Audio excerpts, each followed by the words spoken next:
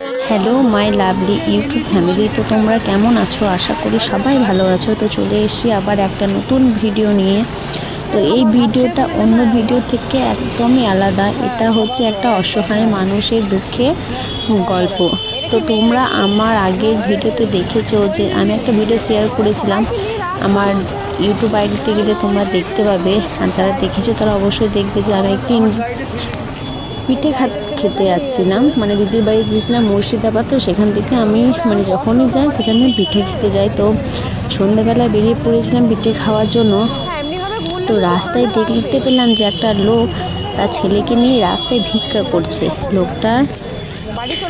লোকটার দুটি পায়ে নেই, সে হুইল চেয়ারে বসে আছে আর ছেলেটা তাকে ঠেলে নিয়ে যাচ্ছে। তো আমি সেদিন তাকে দুটি পিঠে কিনে দিয়ে খেতে বলেছিলাম। তো সেই লোকটা আমাকে দেখে বলল যে তার রাতে ঘুম হয় না, আর খুব শীত লাগে, কারণ তাদের কাছে শীতের কোনো কাপড়ই নেই, শীতে ঢাকা নেওয়ার জন্য তাদের কোনো কিছুই ছিল না।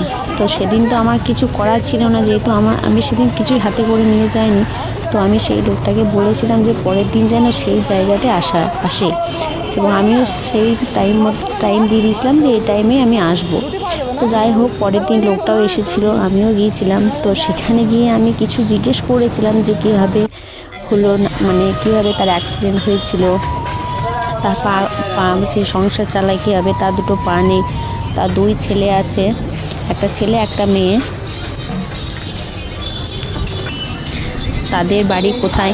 তো তারা আমাকে বলল যে তাদের নাকি সারাদিনে সে সকাল থেকে বেরিয়েছে ভিক্ষা করতে, সকালবেলায় বেরিয়েছে। তো তখনই তারা খাওয়া দাওয়া করেছে, সারাদিনে তাদের খাওয়া হয়নি। তো আমি তাদের বললাম চলো তাহলে দোকানে যাওয়া যাক।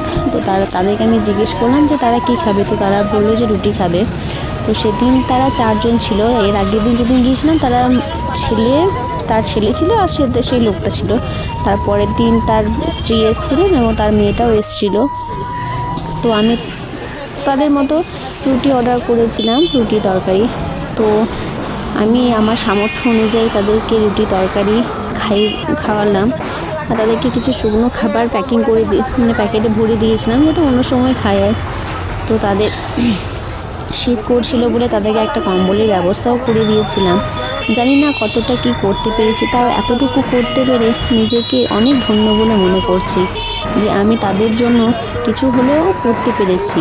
তো আমি একটা কথাই বলবো, অসহায় মানুষকে যতটা পারবেন সাহায্য করবেন, দেখবেন মন থেকে অনেক আনন্দ পাবেন।